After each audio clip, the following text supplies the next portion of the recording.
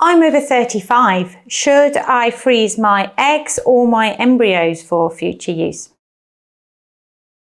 If we answer this question from purely a technical point of view, it would be that eggs are more fragile than embryos, and in the process of vitrification, it may be that more eggs are lost than would be the case for embryos.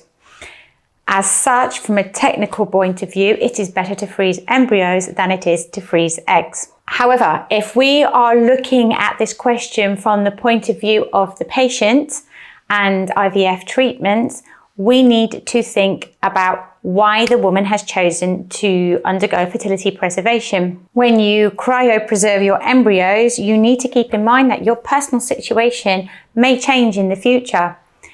If a heterosexual couple decides to freeze their embryos for future use, it may unfortunately be the case that that couple later on are no longer together, and hence what happens to those embryos that belong to both of the couple. In the case of single women who have chosen to preserve embryos using donor sperm, it may be the case in the future they meet a man with whom they wish to have biological children, but this will not be the case as she has frozen her embryos, which have already been fertilized, and not her eggs. In short, embryo cryopreservation may be technically the better technique for women over 35, but it doesn't prevent any future possible problems due to a change in the woman's social situation in the future.